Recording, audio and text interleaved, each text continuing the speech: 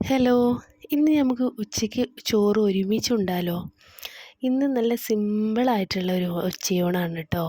അപ്പോൾ ആദ്യം തന്നെ കുറച്ച് ചോറ് വിളമ്പിയിട്ടുണ്ട്. അപ്പോൾ ഇന്ന് കറി പരിപ്പ് കറിയാണ് കേട്ടോ.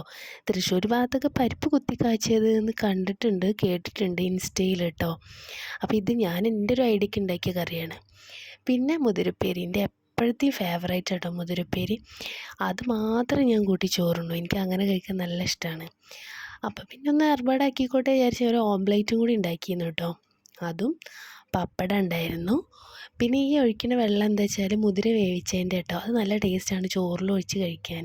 നിങ്ങൾ ആരെങ്കിലും അങ്ങനെ കഴിച്ച് നോക്കിയിട്ടുണ്ടോ? കഴിച്ചിട്ടില്ലെങ്കിൽ ഒന്ന് ട്രൈ ചെയ്ത് നോക്കൂ കേട്ടോ. പിന്നെ ഉപ്പിലിട്ട മാങ്ങയും മുളകും ഒക്കെ ഉണ്ടായിരുന്നു. എല്ലാതും കൂട്ടി കുഴച്ച് നല്ല അടിപൊളിയായിട്ട് ഒരു പിടിയോടെ പിടിച്ച് ഉച്ചയ്ക്ക് കേട്ടോ.